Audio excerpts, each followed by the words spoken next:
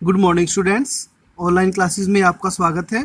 मैं संजीव कुमार, आपका SST teacher.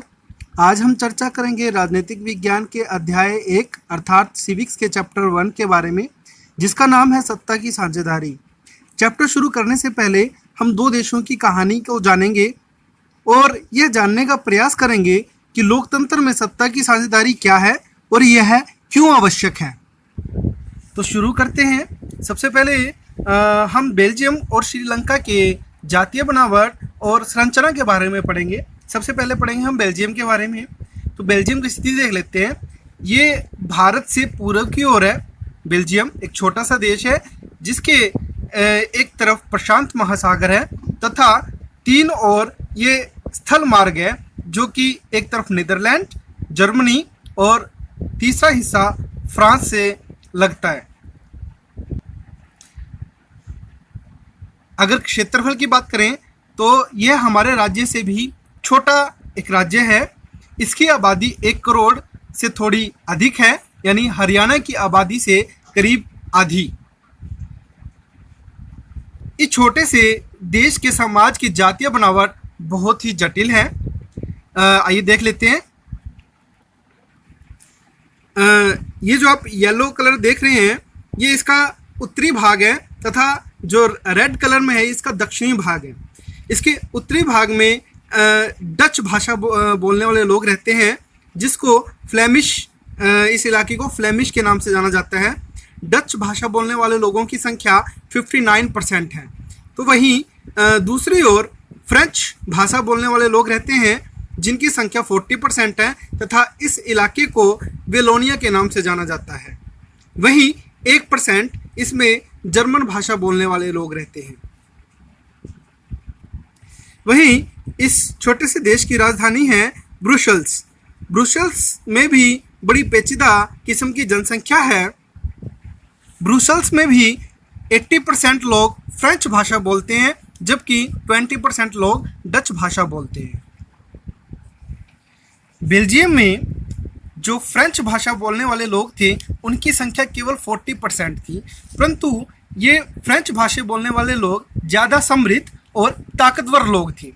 तो वहीं अगर डच भाषा बोलने वाले लोगों की बात की जाए, ये इतने आर्थिक दृष्टि से उच्च वर्ग में नहीं आते थे। इनके विकास में बहुत समय लगा था। अधिक समय में विकास और शिक्षा पाने वाले डच भाषी लोगों को इसी स्थिति से नाराजगी थी। इसके चलते 1950 और 1960 के दशक में फ्रेंच और डच भाषा बोलने वाले लोगों के बीच जो है तनाव बढ़ने लगा था। इन दोनों समुदाय के टकराव का सबसे तीखा रूप इसकी राजधानी ब्रुसेल्स में देखने को मिला। यह एक विशेष प्रकार की समस्या थी।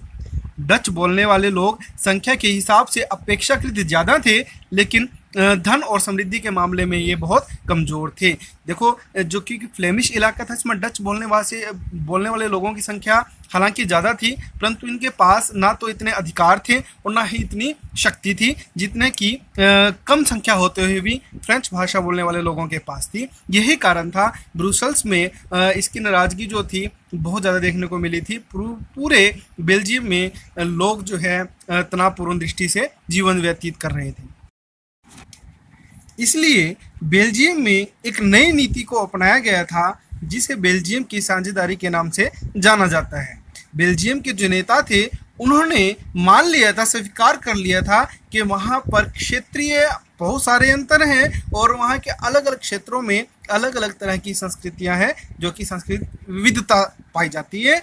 तो उन्होंने यह भी स्वीकार किया था कि सांस्कृतिक विविधता और क्षेत्रीय अंतरों के कारण लोगों में बेगानेपन का हम एहसास ना होने देंगे और सबको मिलजुल कर हम एक साथ इकट्ठा रखेंगे। इसके लिए उन्होंने अपने संविधान में 4 संशोधन किए गए थे। ये संशोधन 1970 से 1993 के बीच, जो कि 23 वर्षों का समय था, इसमें किए गए थे। बच्चों, एक महत्वपूर्ण क्वेश्चन है, पेपर में शॉर्ट में पूछ लेता है कि बेल्जियम के संविधान में कब और कितने जो है संशोधन किए गए थे। ये आपने ध्यान से रखना है। उन्होंने एक अपने संविधान में इस प्रकार के संशोधन किए थे कि कोई अन्य देश उस समय कल्पना भी नहीं कर सकता था और ना ही किसी ऐसे देश ने अब तक किया था। तो इसलिए इस व्यवस्था को एक कल्पनाशील व्यवस्था कहा गया है। उन्होंने क्या ऐसे अंतर किए, कौन सा ऐसा महान कार्य किया था, कैसे संशोधन किया था, आइए जानते हैं। संविधान में इस बात को स्पष्ट किया गया था, स्पष्ट प्रावधान किया गया था कि केंद्र सरकार में डच और फ्रेंच भाषाई जो मंत्री थे उनकी संख्या एक समान होगी। हालांकि डच और फ्रेंच बोलने वाले भाषा के लोगों की संख्या जो कि डिफरेंट थी, फिर भी जो केंद्र सरकार होगी उन केंद्र सरकार में डच और फ्रेंच भाषा बोलने वाले मंत्रियों की संख्या एक समान होगी। कुछ विशेष कानून तभी बनेंगे जब दोनों भाषाई समूह के सांसदों का बहुमत उनके पक्ष में होगा। आइए समझते हैं कैसे। यदि डच बोलने वाले मंत्रियों की संख्या यदि 4 है तो फ्रेंच बोलने वाले मंत्रियों की संख्या भी 4 होगी।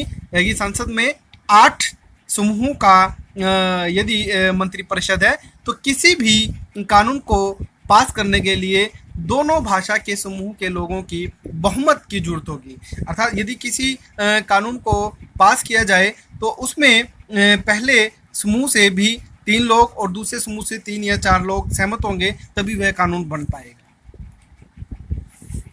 इस प्रकार किसी एक समुदाय के लोग एक तरफा फैसला नहीं कर सकते।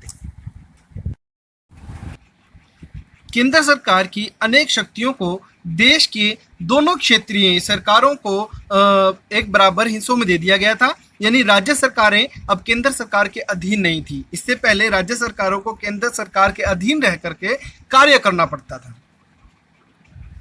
ब्रुसेल्स जो कि बेल्जियम की राजधानी थी, इसमें एक अलग सरकार है जिसमें दोनों समुदाय का समान प्रतिनिधित्व है।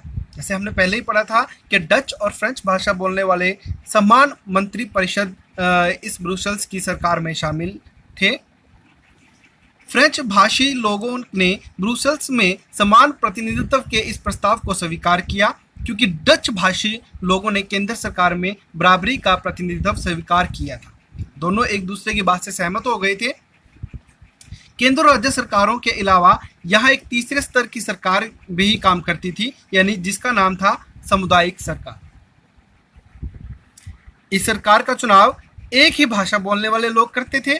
डच, फ्रेंच, जर्मन बोलने वाले समुदाय लोग चाहे वे किसी भी जगह पर रहते हों, वही सामुदायिक सरकार का चुनाव करते थे। इस सरकार को संस्कृति, शिक्षा और भाषा जैसे मसलों पर फैसले लेने का अधिकार था। कोई भी अन्य सरकार इस सामुदायिक सरकार के फैसले लेने में हस्तक्षेप नहीं करती थी। तो आइए हमने पढ़ा बेल्जियम की जातीय बनावट और मॉडल के बारे में कुछ महत्वपूर्ण विशेषताएं।